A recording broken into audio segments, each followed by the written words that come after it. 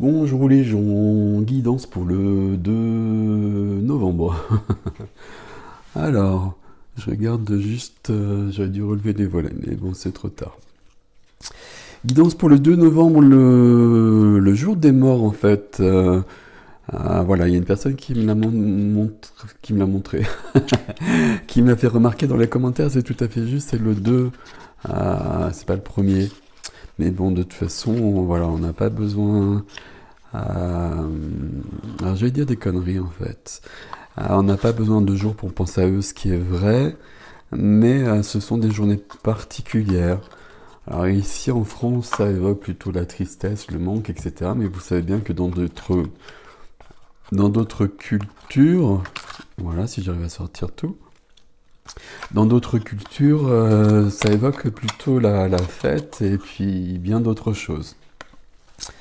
Alors, que voulais-je vous dire d'autre? C'est tout, je crois, et donc on va commencer.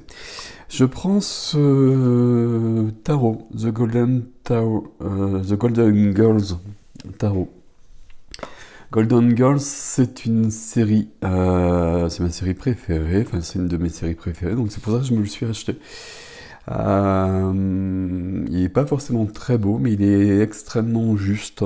Et donc, si on a notre fameuse reine d'épée, ce serait intéressant de voir comment elle apparaît ici. Enfin, je le sais, mais bon, on verra si... Voilà. Elle est... Vous l'avez vu en France, cette série, mais c'était... Comment dire? Ça n'avait aucun intérêt, en fait. Je suis désolé, hein, mais en français, ça n'avait aucun intérêt. Il faut vraiment la regarder en anglais avec des sous-titres. Et donc c'est une série qui a marché partout, sauf en France d'ailleurs, assez curieusement. Ou pas.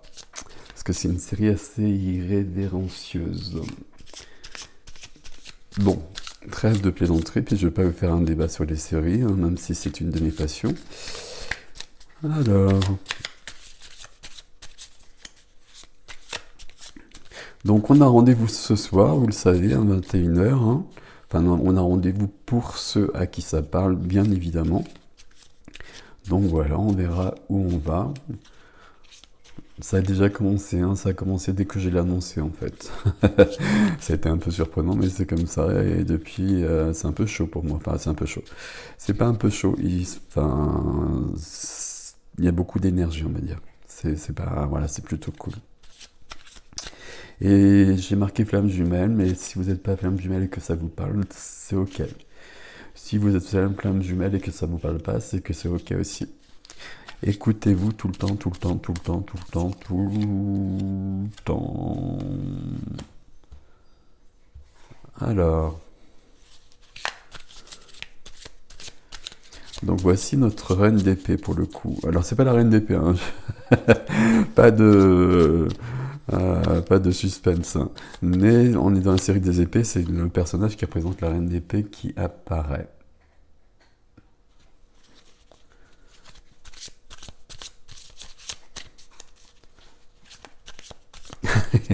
Et voilà, et du coup, c'est voilà, la carte est extrêmement bien.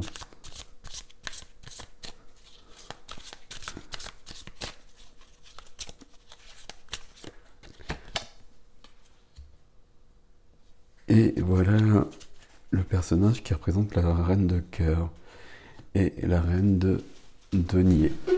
Ok, et donc forcément on les retrouve dans leur suite. Alors, du coup, je me laisse emporter par cette carte. Voilà, je vais vous faire comprendre la reine d'épée si vous ne l'avez pas bien saisie, là. Même si c'est pas ça. Je regarde juste les cartes 5 secondes. Ouais, ok. Alors, on est sur les mêmes choses depuis longtemps, hein. Voilà, vous savez comment on fonctionne. C'est du quotidien, mais c'est pas du quotidien. On est sur une évolution. La première carte, c'est le 6 d'épée.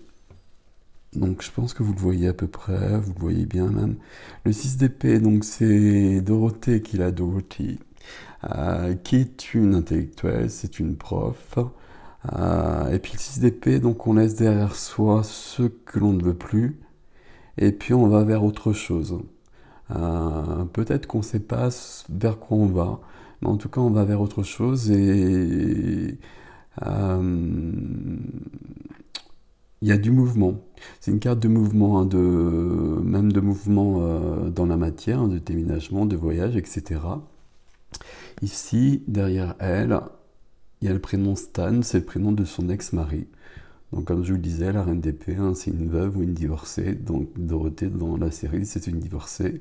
Et elle a bien du mal à se dépêtrer de son ex-mari, d'ailleurs. Et c'est pour ça qu'elle souhaite aller ailleurs, euh, peut-être vers quelqu'un d'autre, ou peut-être vers une autre vie, mais peu importe. Donc c'est très intéressant. Et donc vous voyez, la reine d'épée, c'est quand même cette notion-là. Donc je tranche. Je, je tranche parce que j'en ai besoin. Donc je passe à autre chose. Et je passe à autre chose en prenant mon petit bateau. Donc si vous avez trouvé la reine d'épée en bout, pour les personnes qui en aviez besoin, bah, il faut vous trouver un petit lac et un petit bateau maintenant. Donc la reine d'épée, la deuxième, et voici Blanche, donc la reine de la matière, et le soleil arrive, donc ça va changer la lumière, mais bon, vous avez l'habitude. Là, je vais me le prendre en plein, bon. Je sais pas si vous voyez. 5 d'épée, 5 de denier justement, qui est pas du tout pareil. 5 de denier, c'est la carte du manque. C'est la carte du manque, c'est quelqu'un qui... euh, si je reste sur ce personnage-là, pourquoi pas. C'est quelqu'un qui est très ancré dans la matière, justement. C'est quelqu'un qui jouit de la vie, on va dire comme ça dans la série, pour pas dire autre chose. Quand le 5 d'épée est là, on va rester sur le terme de manque, et moi j'aime bien rajouter toujours, et vous avez l'habitude, la peur du manque. Parce que le manque, c'est pas quelque chose de naturel. Mais, je sais pas si vous voyez ou pas, hein. Bon.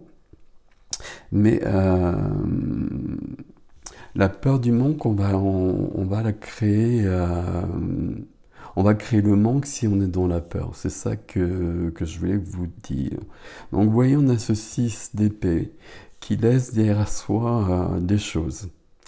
Et peut-être. Alors, peut-être cette peur du manque est peut-être quelque chose de l'ordre d'une vie matérielle, matérialiste, euh, peut-être une évolution à ce niveau-là. La troisième carte, c'est une majeure, et c'est Rose, qui est la reine de cœur. Donc pour comprendre la reine de cœur, c'est très intéressant aussi, parce que c'est quelqu'un qui est plutôt, qui est dans le cœur tout le temps, qui est dans l'émotionnel, euh, qui n'a pas du tout l'intelligence de la reine d'épée. Vous voyez, ça se complète. C'est quelqu'un qui est très drôle dans la série, mais c'est quelqu'un qui est très drôle parce qu'il est un peu, parfois un peu... Voilà, il y a des termes que j'aime pas employer, donc je sais pas quel terme employer, mais un peu limité, on va dire. Elle a une perception de la vie limitée, et c'est bien que la reine d'épée vienne la recadrer. Je rajoute tout ça parce que je vois bien qu'on a eu beaucoup la reine d'épée, mais la reine d'épée, c'est une belle énergie. On a besoin... les quatre reines forment l'impératrice.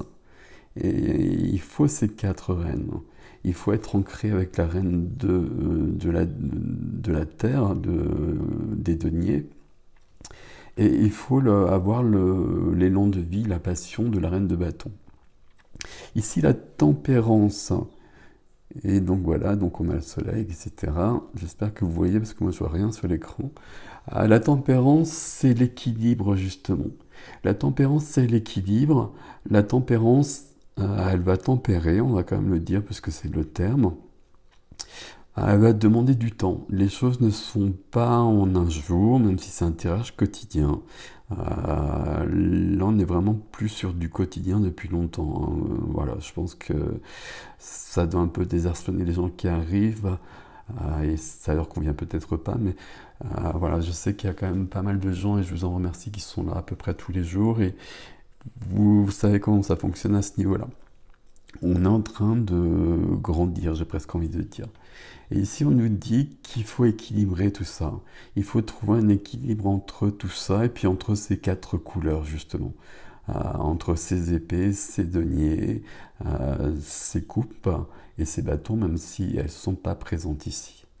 La tempérance, c'est de la guérison aussi. Ici, si j'essaie de vous présenter les trois cartes en même temps, ce qui est toujours un exercice périlleux pour moi, mais bon, les cartes sont petites, c'est pratique. Donc vous voyez qu'elles sont au niveau du graphisme, c'est très simple. Mais par contre, quand on connaît la série, c'est très drôle en fait. Et c'est très drôle et c'est très juste par contre. Et ça, c'est assez intéressant qu'une personne réussisse à faire ça. Ici, donc, il y a toujours des choix à faire. Je pense qu'il y a un message général depuis longtemps que je délivre où il y a des choix à faire et peut-être qu'au niveau matériel, il pourra y avoir des choses. Je sais pas si vous, j'espère que vous les voyez. Hein, bon, je vais pas m'excuser tout le temps, je suis un peu con avec ça. Il pourra y avoir des manques peut-être, et des manques dans la matière, et peut-être des choses qui manqueront euh, dans les temps à venir. C'est quand je parle de chaos qui commence, etc. Pour moi, ça fait partie du jeu. Mais moi, le chaos, il est bienvenu parce que moi, j'ai envie de passer à autre chose. Le manque matériel, c'est pas très grave. Euh, peut-être, peut-être que ça pourrait l'être dans certains endroits, mais en France, ce serait très, très étonnant quand même. Il manquera peut-être des choses, mais on saura faire avec ce qu'il y a, quoi. Et donc, par contre, ici, nous, on a un travail de préparation pratiquement tous les jours. C'est de trouver un équilibre et de voir ce qui est vraiment important. Et, et si justement on n'y arrive pas, on a la tempérance qui est là pour nous aider, pour nous permettre d'avancer, pour trouver cette subtilité qui nous dit qu'il faut prendre le temps des choses aussi et qui nous apporte la guérison. Mais on est quand même bien ici. Pour moi, c'est ça en fait. C'est pour ça que j'ai dit la reine d'épée tout de suite, parce que la reine d'épée, elle est vraiment là.